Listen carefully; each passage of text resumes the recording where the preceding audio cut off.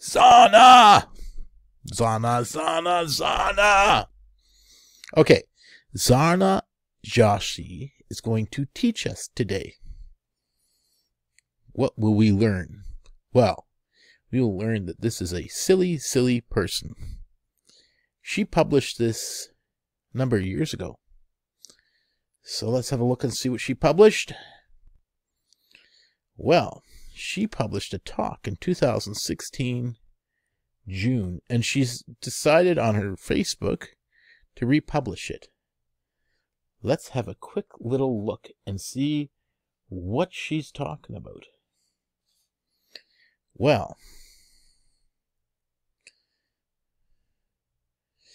let's see. Colonialism refers to control over a piece of land and its people by a more dominant power.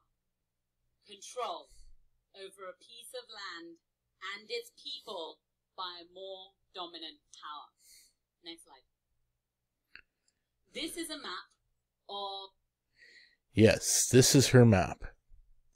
Let's see if we can full screen this. Okay. Now let's see if we can bring this over. Yeah. So we can... Oh, we're going to try.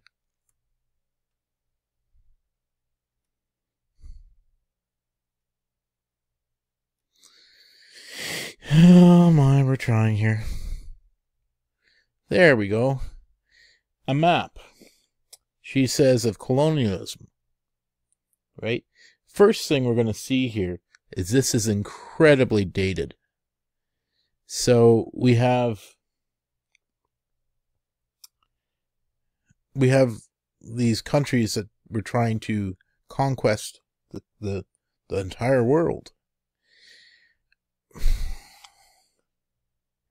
What Zarna is failing on in the most major way is, well, it's covered by my picture here, but this is a 18th century map.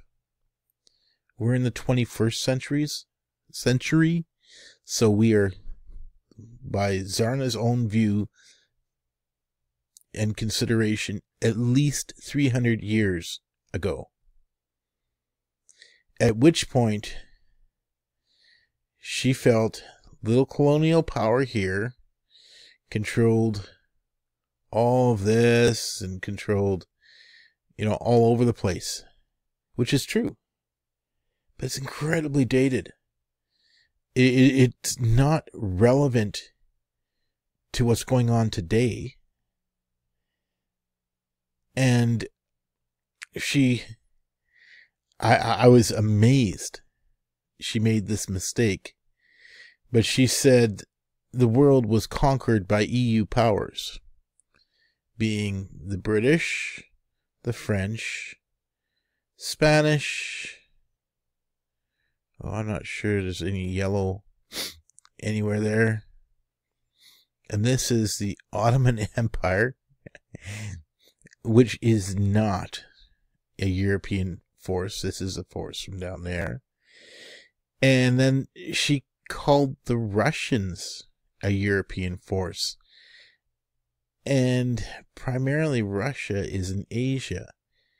This empire started, the Ottoman Empire started down here. Much more of a Middle Eastern, possibly African and Asian type empire. She left them out.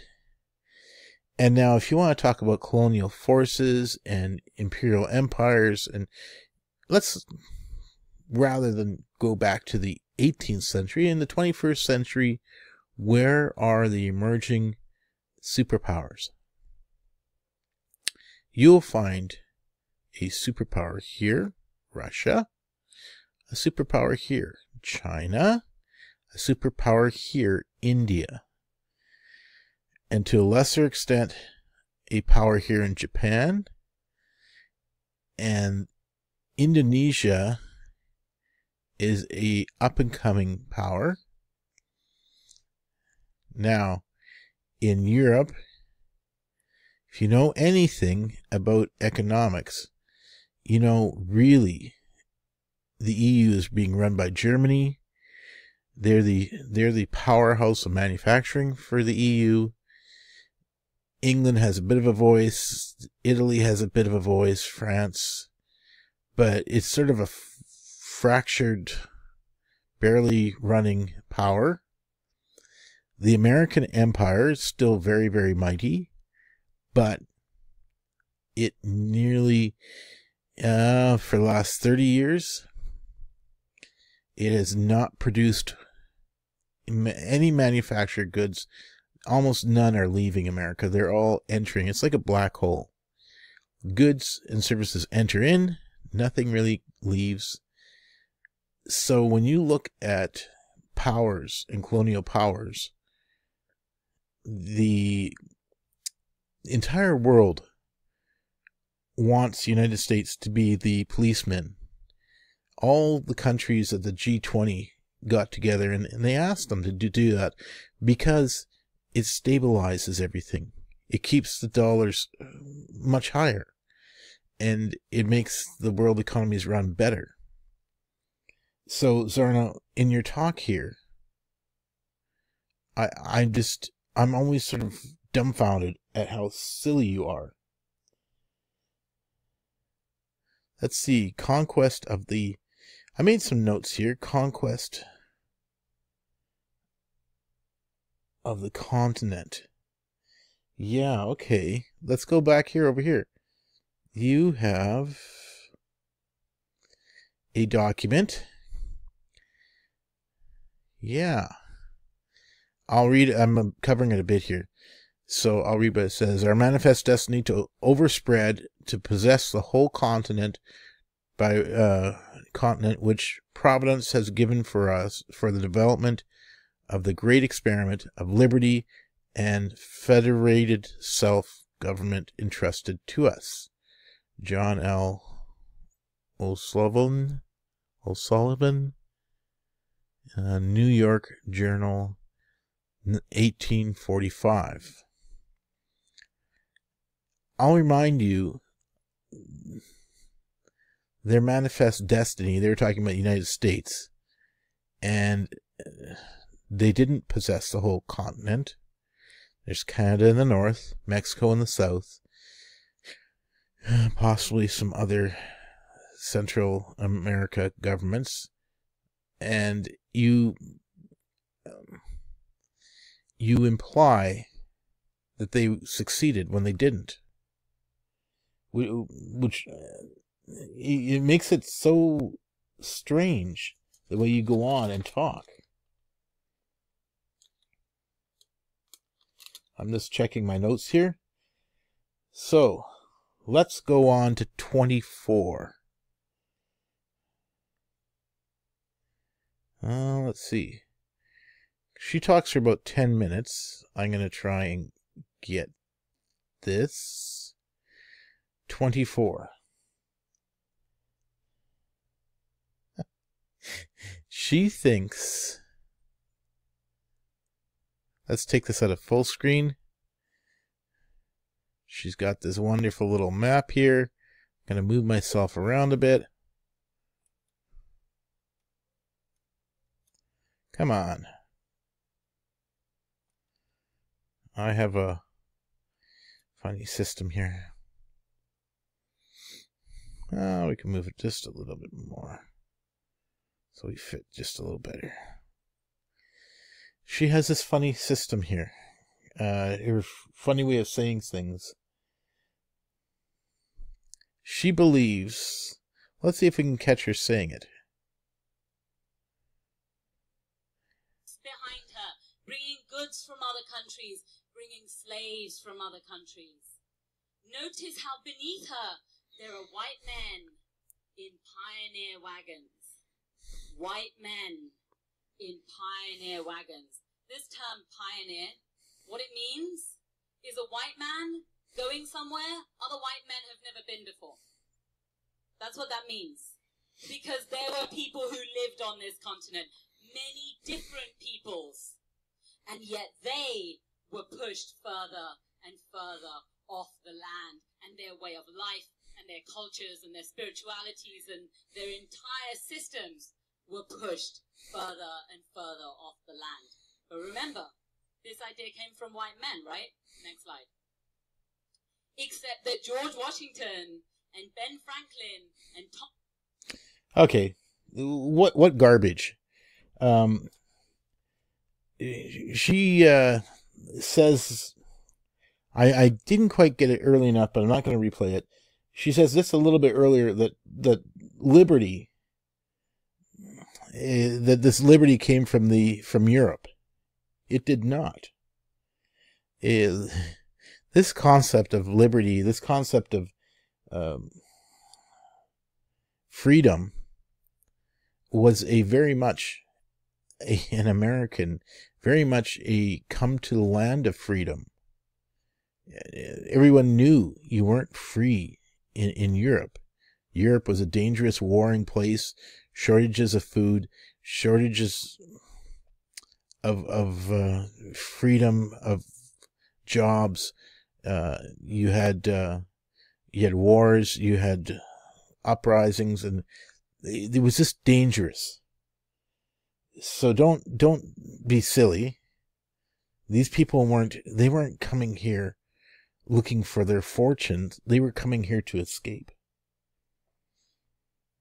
Now you jump around with your dates all the time, and you went to slaves. You talked in there about slaves. At the end of the slave trade had pretty much ended. America was going into civil war at that point. In the 1840s, 1850s, 1860s. No,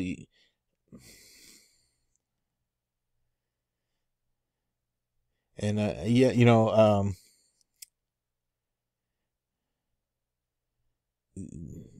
it didn't mean this liberty meant opportunity. An opportunity to own your own land, an opportunity to actually survive and not die out.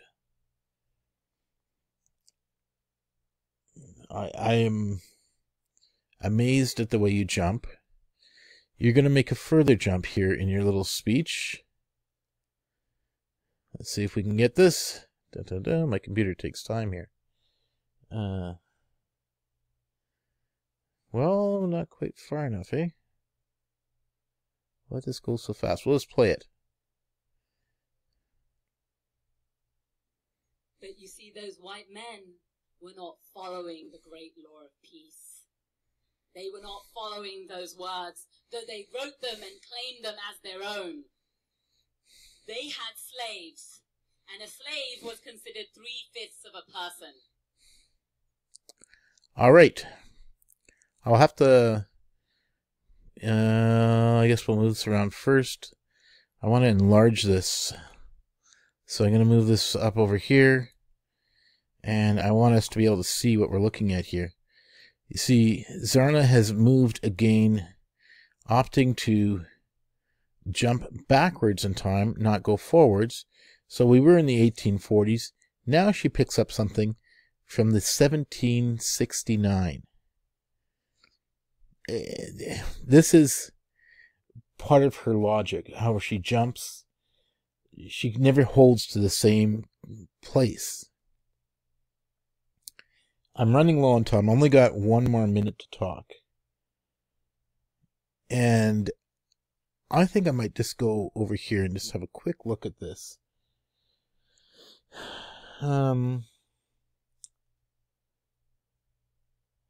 Yeah, to 828.50. Okay. We'll see what she says there. No, I don't have enough time. I'm going to end this now. I'm just trying to show how insane Zarna is. Where she's coming from a position of privilege. She makes use of all the American liberties and the American freedoms and the American way of life. She lives well enough, and she's quite happy in what she's doing, but she's trying to be destructive, trying to say that no, a communist system would be far superior, yet she's wearing our clothes, our very American